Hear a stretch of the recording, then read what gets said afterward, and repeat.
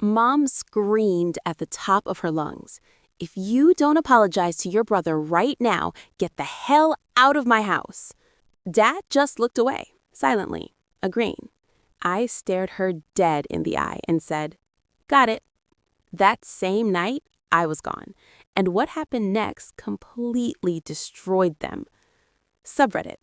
I'm Everly Sage, 23, filming this from the very first embroidery studio I built from nothing on the outskirts of Seattle. 6 years ago, I walked out with one bag and $4 grand saved from side jobs. Today, I own 3 locations and the life I always wanted, while the family that kicked me out is barely surviving. Here's how their perfect little world fell apart after I left. If you want to know exactly how far they sank and why I never looked back, smash that subscribe button and turn on notifications. It really helps the channel grow and lets me keep dropping these stories. Thanks. Let me take you back 6 years to the night that changed everything. I was growing up in a typical middle-class house in the suburbs outside Tacoma. My mom, Pamela, was the chief accountant at a logistics company downtown, which meant she controlled every single dollar that came in and went out. My dad, Richard, sold appliances at a big box store and brought home less than half what she did, so he never rocked the boat when it came to money decisions. From the day my little brother Grayson was born 2 years after me, he became the absolute center of the universe. If he pointed at something in a store, it was in the cart before he finished the sentence. New iPhone every year the second it dropped. The latest Xbox the week it launched. Private basketball lessons twice a week. When he turned 16, Mom surprised him with a brand new 50cc scooter, even though the legal age was 17. She just paid the fine and called it done. I, on the other hand, got my allowance cut off completely the moment I turned 13. Mom said I was old enough to earn my own way. My clothes came from thrift stores or hand-me-downs from cousins I barely knew. I paid for my own prepaid phone plans starting in 8th grade by babysitting neighbors on weekends. If I asked for $20 for a field trip, the answer was always the same. Figure it out yourself, Everly. The double standards were insane. Grayson could have friends over anytime, no questions asked. My friends needed permission 3 days in advance, and only if Grayson didn't already have plans. His room was off limits to everyone, including me. My room, Mom walked in whenever she felt like it, went through my drawers and threw out anything she decided I didn't deserve. Grayson missed curfew by hours. Mom waited up with snacks. I came home 10 minutes late once and got grounded for a month. Dad never stepped in. He'd just shrug and say, "Your mom handles the money, I handled the yard." He was terrified of her temper and even more terrified of losing the comfortable life her paycheck provided. So he stayed quiet, and I learned fast that speaking up only made everything worse. By 15, I was done begging for fairness. I started looking for a real way out. That's when I found my Aunt Meredith's little embroidery shop 20 minutes from home. Meredith is Mom's older sister, the family black sheep, because she never married and wasted her life running what Mom called a hobby store. I walked in one Saturday looking for a job, any job. She took one look at me, handed me a broom, and said, "Start today, $10 an hour, cash." I showed up every day after school and every weekend. Meredith taught me everything: how to thread the industrial machines, how to digitize designs so they stitched clean, how to price custom orders so you actually made money instead of losing it on thread and stabilizer. She let me run small jobs on my own within a month because I picked it up fast and never complained about staying late. She paid me fairly, never shorted a dime, and never treated me like a kid who didn't belong. One slow Tuesday, she watched me finish a 20-piece dance team order and said something I still carry with me every single day. Skills are the only thing nobody can take from you, Everly. Not your mom, not your teachers, nobody. Keep building them. That shop became my escape. I'd rather spend 10 hours hooping jackets and trimming jump stitches than 10 minutes at home listening to Mom brag about Grayson's latest achievement while pretending I didn't exist. The money I earned went straight into a separate account Mom didn't know about. By 17, I had over 4,000 saved. Every dollar earned with my own hands on those machines. I kept my head down, counted the days until graduation, and told myself the second I turned 18, I was gone for good. I had no idea it wouldn't even take that long. One Thursday night, when I was 17, everything exploded. I was 17, senior year, locked in my bedroom, racing the clock on the project that would make or break my scholarship applications. This wasn't some throwaway assignment. It was the senior capstone for the fashion and embroidery design track, 40% of my final grade, and the single piece that had to blow the judges away. I'd spent $300 I'd saved for 6 months on one perfect yard of Italian silk dupion in ivory, plus another 80 on the custom-dyed threads and the hand-built oak hoop frame I'd assembled myself. The design was a bridal veil with intricate digitized lace edges that had taken me over 30 hours just to get the stitch out perfect. Deadline was first period Monday morning.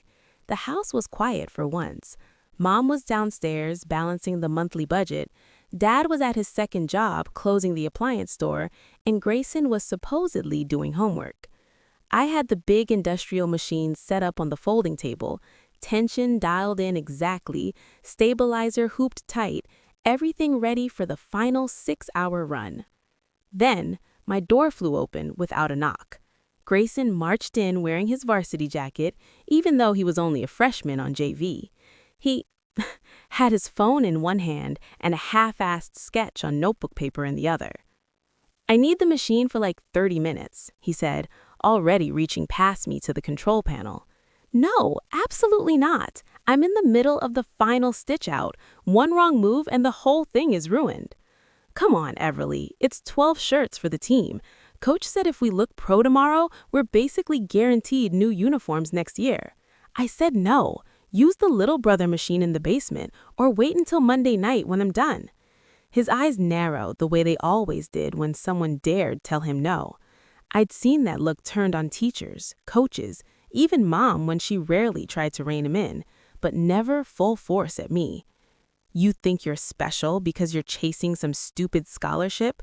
he snapped, always acting like your little sewing projects matter more than everyone else. "Grayson, get out." He didn't. Instead, he grabbed my titanium embroidery scissors, the ones I'd bought with 3 months of tips, and in one violent sweep, slashed straight across the silk. Once, twice, 3 long gashes, ripping the entire yard into ribbons. Threads snapped like tiny gunshots. Before it could move, he seized the oak frame with both hands and slammed it down on the corner of the metal table. Wood cracked loud. The hoop shattered. The whole piece collapsed in a ruined heap. I lunged forward. "Are you insane?"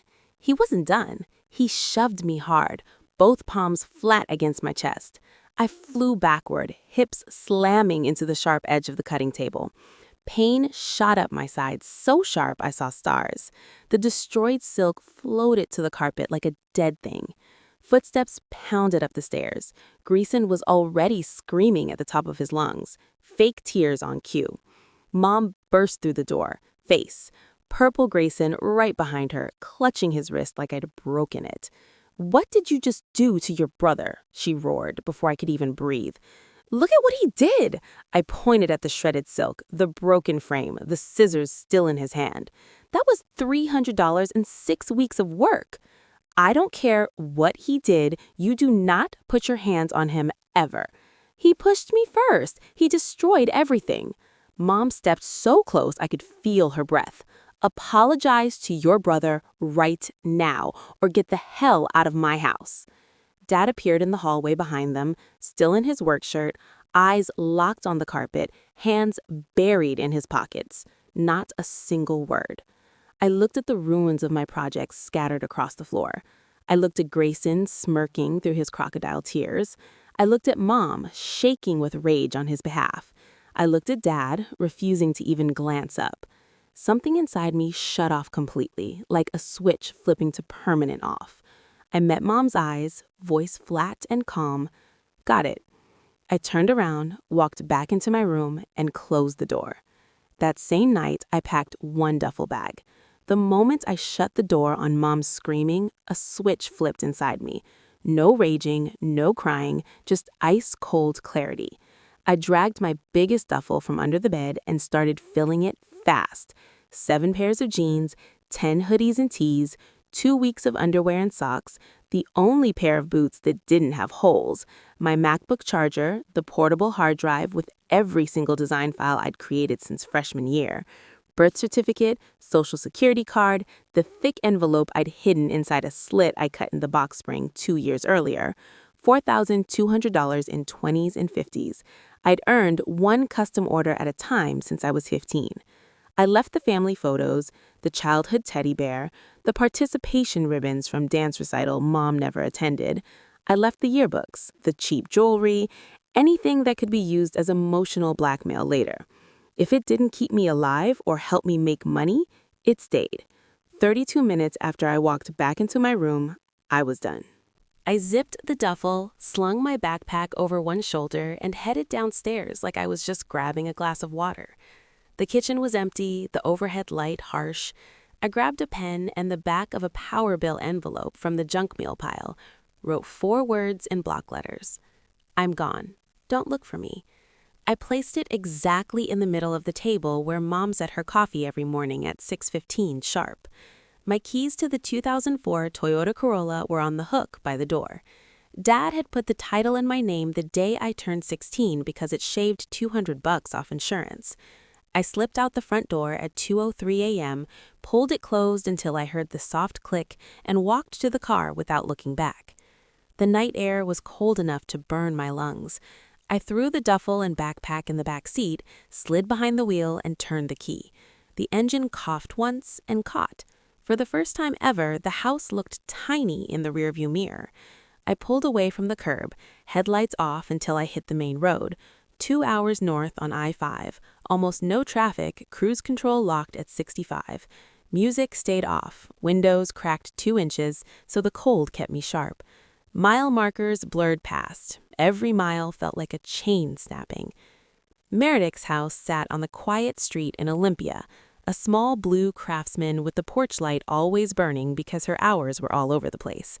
I rolled into her driveway at 4:11 a.m., killed the engine, and sat there for a full minute, gripping the steering wheel until my knuckles went white.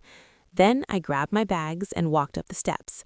I knocked once. The door opened almost instantly. Meredith stood there in a faded robe, hair twisted up with a pencil, eyes squinting against the porch light. She took one look at me, the duffel, the backpack, the time on the clock inside, and stepped aside. "Upstairs room is still empty," she said, voice rough from sleep. "You look like hell. Coffee's on in 5. She didn't ask why I was standing on her porch at 4 in the morning with everything I owned. She just closed the door behind me and shuffled toward the kitchen. That first week, I crashed on her living room couch because the upstairs bedroom was still half full of moving boxes from 2 years ago. I was at the studio by 7:30 every morning, running machines, sweeping threads, taking walk-in orders, whatever needed doing. Meredith paid me for every hour in cash at the end of the day. No charity, no questions. Nights I filled out the forms to switch to the district's independent study senior program. She signed as temporary guardian without blinking, drove me to the high school office herself, and waited in the parking lot while I handed in the paperwork. By day 8, the couch springs were murdering my back. So we hauled the boxes to the garage together. She handed me a set of clean sheets, a spare key, and that was it. I had a room with a door that locked and a window overlooking the backyard maple. I kept my head down, finished my classes online, and lived at the machines. For the first time in my life, nobody was waiting at home to punish me for existing. 8 months later, they finally showed up. I was in the back room finishing a rush order of 40 personalized dance team jackets when the front bell rang hard enough to rattle the thread racks. Meredith was up front doing a bridal fitting, so I set the last jacket on the pressing table, wiped the lint off my hands, and walked out to greet whoever had just come in. Mom, Dad, and Grayson stood just inside the doorway like they were staging an intervention. Mom's arms were folded so tight her knuckles were white. Dad stared at the floorboards. Grayson leaned against the counter, scrolling on his phone with that same half smirk he'd worn the night he destroyed my project. Mom spotted me first. Her eyes widened for half a second, then narrowed into the glare I knew too well. There you are. Grab your stuff. You're coming home. This little rebellion has gone on long enough. I stopped 10 feet away, arms loose at my sides. No. Dad finally looked up, voice soft like he was talking to a spooked horse. Everly, honey, we gave you time to cool off. Let's just go home and talk. Aunt Meredith stepped out from behind the fitting curtain, measuring tape still draped around her neck. She took one look at the three of them, one look at me, and moved to stand directly in front of me, shielding me like a wall. "Can I help you folks?" she asked, calm but with an edge sharp enough to cut thread. Mom tried to sidestep her. "This doesn't concern you, Meredith." Aunt Meredith didn't budge an inch. "This is my shop, and Everly is my niece and my manager. If she wants to talk to you, she will. Otherwise, you need to leave now." Grayson snorted loud enough for the whole room to hear. "You can't keep her here. She's still 17. "I turned 18 3 months ago," I said, voice flat, "and I'm exactly where I want to be." Mom's face flushed dark red. "After everything we've done for you, you think you can just vanish and live off your aunt like some parasite?" Aunt Meredith let out a short, cold laugh. "She earns more than her paycheck, Pamela. She runs this place better than I do most weeks. Try again." Dad tried the gentle approach. "Sweetheart, your room is exactly the way you left it. Grayson even cleaned the garage so you'd have space for your machines." Grayson rolled his eyes but stayed silent for once. I looked straight at Mom. "You told me to get out. I left. End of story." "That was said in anger," Mom snapped. "You're a child. You belong at home." "I'm not a child anymore, and I'm not coming back." Mom took another aggressive step forward. Aunt Meredith raised one hand, palm out, stopping her cold. "One more inch, and I'm calling the cops for trespassing. Your choice." The shop went dead quiet. The bride in the corner suddenly found the thread color chart fascinating. Dad put a cautious hand on Mom's arm. "Pamela, let's go. We'll try again when everyone's calmer." Mom shook him off hard. "No, she does not get to humiliate this family like this." I spoke again, calm and clear. "I'm not the one doing the humiliating right now." Grayson finally opened his mouth. "Whatever, stay here and play with your little sewing toys for the rest of your life." Aunt Meredith's smile didn't reach her eyes. "Door's right behind you. Use it." They stood there another 10 seconds, Mom breathing fire through her nose, Dad staring longingly at the exit, Grayson already halfway out. Then the bell jingled violently as the door slammed behind them. Aunt Meredith locked it, flipped the sign to closed, and turned to me. "You holding up okay, kiddo?" I nodded once. "Yeah, Aunt Meredith, I'm good." She squeezed my shoulder gently. "Good girl. Back to work then."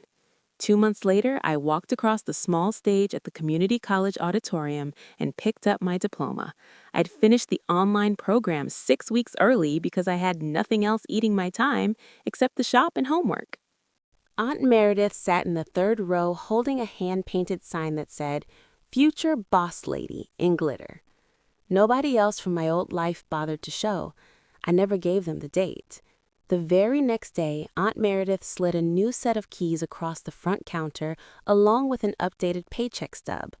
Official title, Studio Manager, 25% raise, and I got final say on hiring my first part-time employee.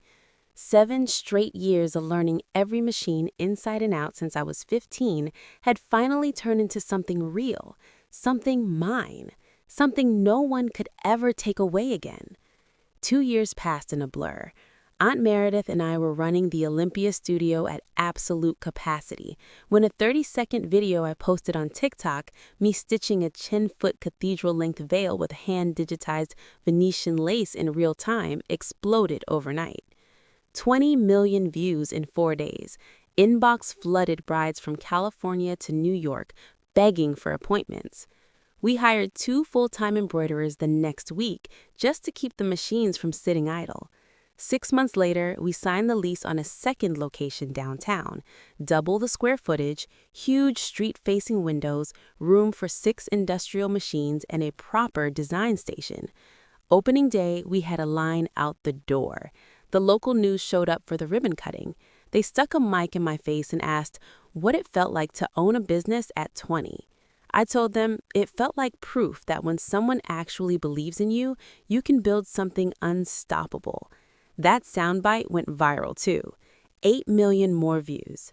More business, doubled, then tripled. We brought on 2 more stitchers and a front desk manager.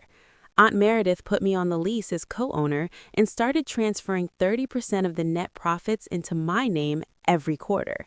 I paid off the commercial machine I'd financed, opened a high-yield savings account, and for the first time had money that wasn't earmarked for survival. Back in Tacoma, the opposite was happening. Grayson got his girlfriend pregnant at 17. Mom's reaction was predictable, full protection mode. She wiped out their remaining savings to rent the young couple an apartment, bought every baby item on the registry, paid the hospital bills when insurance fell short. 6 months after the baby arrived, the girlfriend walked out and never came back.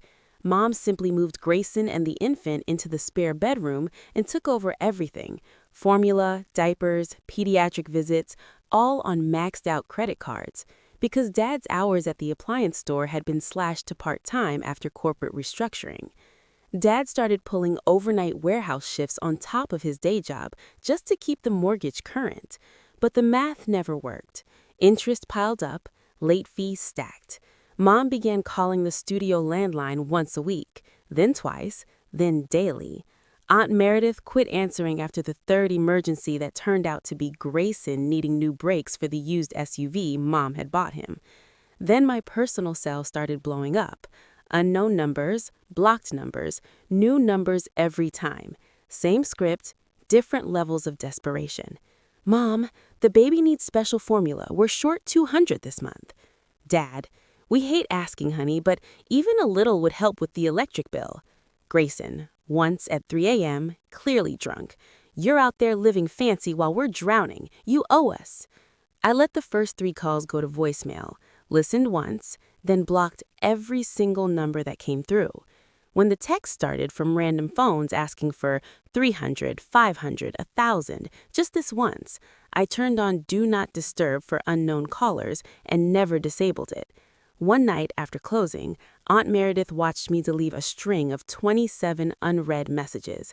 She poured us each a glass of cheap red wine and said, "You don't owe them a single breath, kiddo. Remember why you left." The calls eventually slowed, then stopped for months. I took it as victory. The downtown studio celebrated its first anniversary with a block party sale that got picked up by the morning news. Revenue was strong enough that Aunt Meredith raised my ownership percentage again and started talking about location number 3 before I even turned 21. I was 20, training new hires, designing limited edition lace patterns that sold out in minutes online, and for the first time in my life, money was coming in faster than I could spend it responsibly. Then, the foreclosure notice hit their house. By the time I turned 22, their house was gone. The 2 studios were running like clockwork, 6 full-time employees total, consistent 5-figure revenue every month, and a bridal waiting list booked 18 months out. Aunt Meredith and I closed on a small commercial building on the edge of downtown Olympia, gut-renovated it, and moved the original location into the new space. We added a dedicated workshop room with seating for 12 and started offering paid weekend classes. My name was on the payroll as co-owner, health insurance finally kicked in, and we bought a wrapped cargo van with the studio logo on both sides so we could handle larger deliveries ourselves. Meanwhile, the foreclosure notice turned into reality. Years of maxed-out credit cards, high-interest cash advances, and Mom refusing to let Grayson face any real consequences finally broke them. The bank auctioned the Tacoma house. They moved everything they owned into a long-stay motel off I-5, 1 cramped room with 2 sagging double beds, a hot plate, and a mini fridge that hummed all night. Dad was pulling morning shifts selling appliances, afternoon warehouse stocking, and 3 graveyard security gigs a week. Mom kept her remote bookkeeping job, added night office cleaning, and drove for 2 different delivery apps whenever she wasn't sleeping. Between them, they were clearing 90 hours a week and still couldn't cover the weekly motel rate, plus the minimum payments on 15 different cards. Grayson stuck it out in that room for 6 months. Then one Tuesday, while Mom was on a cleaning shift, he packed a single backpack, left the baby with a note on the dresser, and vanished. No phone call, no text, no forwarding address. Mom came home to a crying infant and an empty bed. She filed a missing person report, but at 19, he was legally an adult, and the police closed it in 48 hours. Word through the family grapevine said he was couch surfing in Portland, picking up day labor and acting like the past 2 years never happened. I found out about the foreclosure from Aunt Denise over lunch. She still answered Mom's occasional calls out of guilt. I heard Grayson had bailed from a cousin's vague social media post. I didn't call, I didn't text, I didn't send a dime. That same year, I bought my first house, a 1940s 2-bedroom bungalow, 8 minutes from the new building, listed as a fixer because the kitchen was original and the roof needed work. FHA loaned 3.5% down payment, actually lower than renting a 1-bedroom downtown. Aunt Meredith co-signed for the bank's comfort, but the deed and the mortgage were in my name only. I spent weekends ripping out ancient carpet, refinishing hardwood floors, and painting every room myself. It wasn't big, it wasn't fancy, but the keys were mine, and nobody could take them away. That's also when Colton went from a regular teen customer to something real. He coached a competitive softball program and had been bringing jerseys in for years.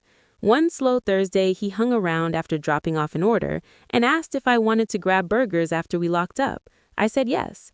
6 months later, we were splitting weekends between my place and his, taking turns cooking, arguing over playlists, and falling into the kind of easy rhythm I never thought I'd have.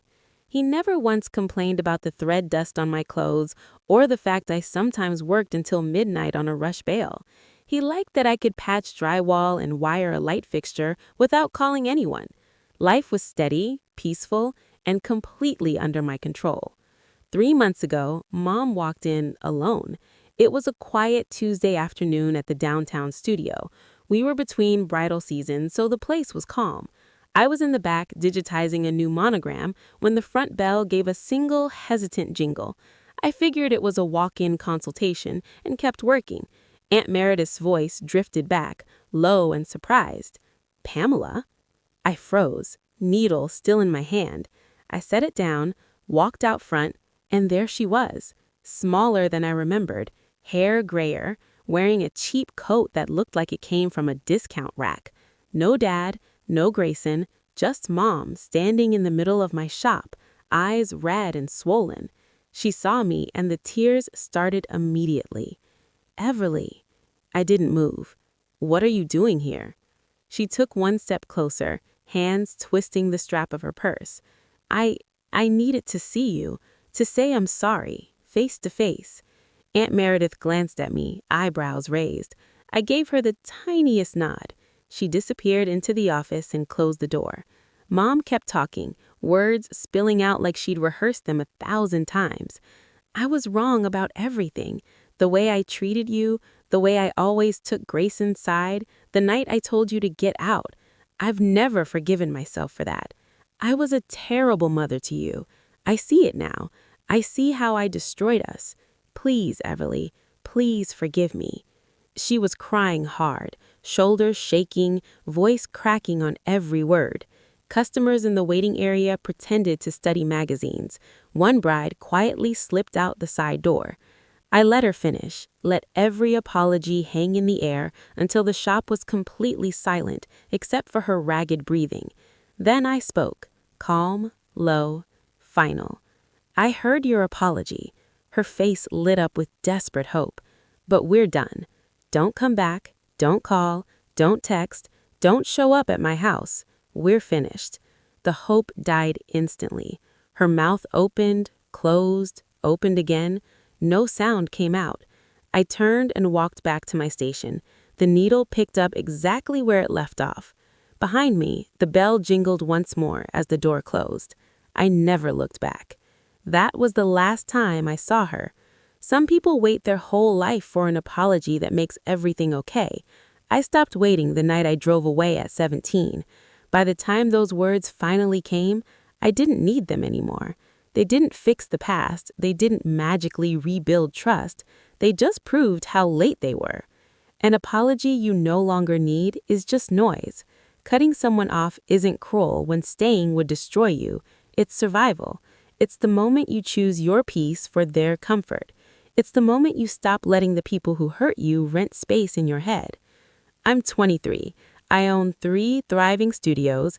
I have a house with my name on the deed. I have Colton who loves me on my worst days. I have Aunt Meredith who showed me what real family looks like.